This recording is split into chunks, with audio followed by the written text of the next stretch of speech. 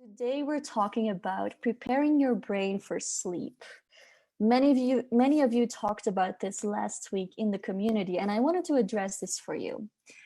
Because sleep issues can come from different angles. What is your biggest issue? Let me know in the comments in what way sleep tends to bother you, in what way it tends to not go the way it's supposed to go. Now, for many people, it's when they have too many goals in mind, when the brain just keeps thinking, right? When you have that little voice in your head that reminds you that there's still something to do, the to do list never ends. Um, the discussion you had maybe yesterday, or the plans you're making for tomorrow, or that overwhelmed feeling. Hey, Alexandra, it's nice to have you here live. Great. Um, so for many people, this is a different thing, right? Let me know in the comments what your sleep issues look like, where it comes from, what's happening, right? Because sometimes it can be positive, even it can be projects or events that you're excited about. And that's what happened to me in my personal experience about a year ago. When I was starting this business, I had so many ideas that I couldn't sleep. So in the evening, right before falling asleep, that's when my creative mind started writing and creating. And I was so frustrated about this that I started working with a health coach, a colleague of mine. And I really wanted to, okay, improve my sleep, improve my sleep. And in the end, I accepted it and I stopped fighting against my flow of ideas, my creativity. And I decided to just write it down, to just take my journal, accept my lack of sleep for just that period, because now I'm okay, I'm better. But in the beginning, I had tons and tons of ideas.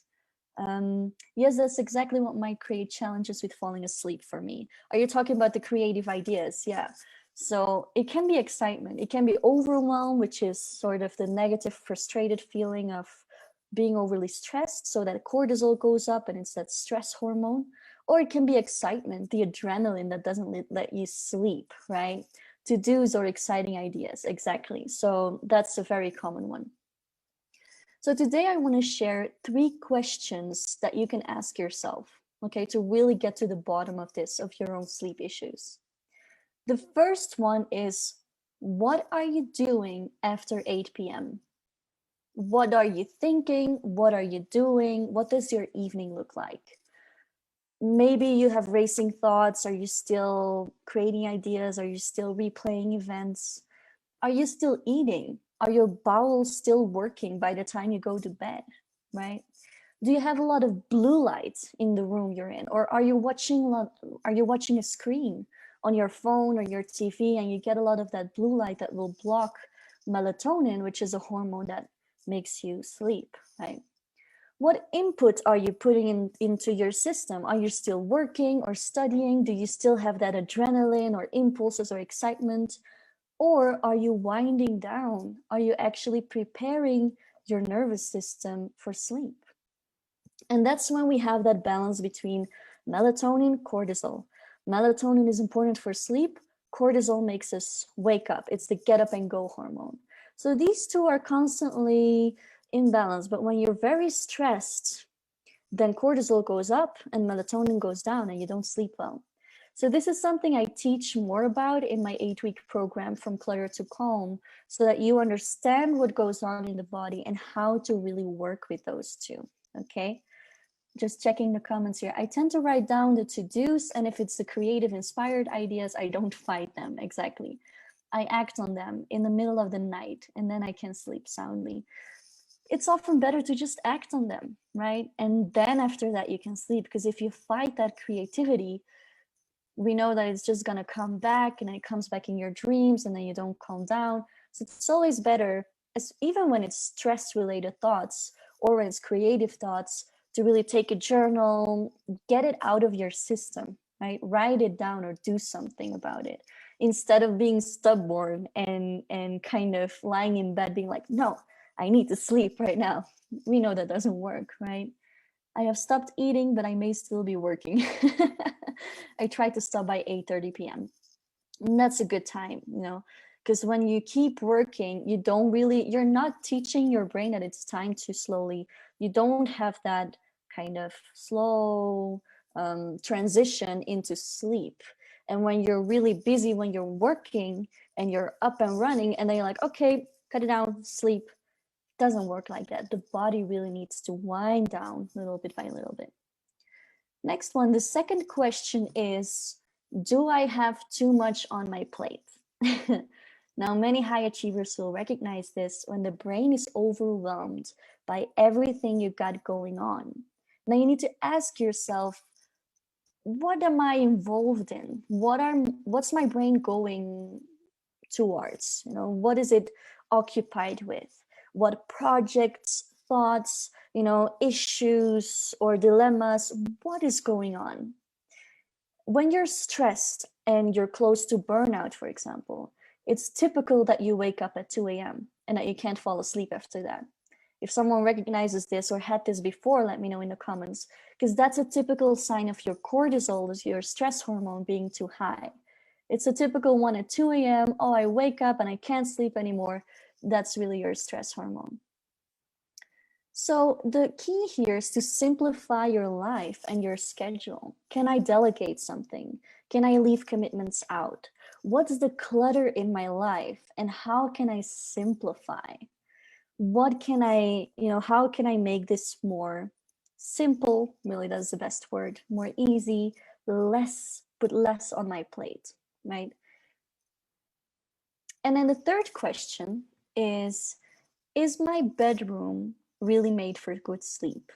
And a very important one that we sometimes forget, because we tend to, some people do other activities in bed. I used to do that, just being in bed, watching a movie or doing whatever, maybe working from bed sometimes, now that many people are working from home. Simplify to amplify, love that. Yeah, that's a good one. Simplify to amplify, absolutely. So your bedroom, right? If you're doing other things in your bed, you're basically training your brain that the bed is a place to do things on your to-do list, to watch Netflix, but your brain needs to link the bed only with sleep and sex, only with those two, nothing else. So when your brain knows that, it will be like, okay, this is my place for sleep, bam, it will sleep. But if your brain links your bed with work, then it will be like, oh, now I can think about what I should do tomorrow and the projects and my to-do list. So literally we train our brain this way. And when you can't fall asleep, stand up, walk around, read something, do something else somewhere else, and then come back. So don't read the book in your bed, just go somewhere else and then come back, so that you're training your brain that this place is a place where I fall asleep, and that will become much easier. Not even reading a novel. A novel, yes, but I would do it in your couch or in another place that your brain can link with reading, with living stories, because otherwise it might happen that in bed your brain is still thinking about the story, about the characters and how it absorbs you. Yes, ma'am. And if that happens to you, then I would try reading somewhere else. If that doesn't happen, then fine, then you're still fine. But I would have a separate place for reading, definitely. My work is completed in another room. I always want my brain to associate my bedroom for sleep. Exactly. So that's the training we need to do. And another thing is Bluetooth, Wi-Fi, anything you have in your room that interrupts your deep sleep. So get it out of your bedroom. Turn off the Bluetooth stuff, turn off Wi-Fi, put your phone on airplane mode, because seriously, it will interrupt your sleep. And then, of course, do you have a good mattress? Is your room dark enough? All those aspects, like really look at your bedroom and ask yourself, is this prepared for sleep? Is this good enough for me, for my brain to know that I need to sleep here, to train myself for falling asleep faster, for sleeping deeper, no interruptions, no light or sounds or Wi-Fi, anything, that everything is so optimal for sleep, because it's such an important pillar for our health that we often don't prioritize for some reason. We like to be productive, up and running, and sleeping means not doing anything, right? We don't like that. But for health, it's such an important pillar for so many health issues. So I want to finish up with like 3 small tips, the extra things that you could implement. The first one is lavender oil. So you could put that in a diffuser if you have one. If you see this one here, that's an essential oil diffuser. You just put water and some oils and it's delicious. Or you just put some drops on your pillow. That's also possible. Sometimes I even just smell it straight from the bottle and it just calms down your nervous system. Secondly, always go to bed at the same time and wake up at the same time. Have that sleep rhythm because it's, again, training your brain. Right now, I go to sleep at 10 p.m.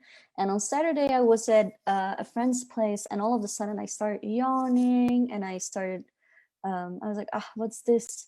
And I checked the time and it was exactly 10 p.m. So my brain knows. And that's how you really create that rhythm for yourself. Super important.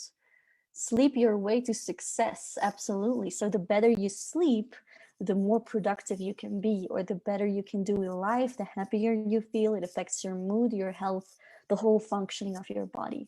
We need to recharge those batteries, right?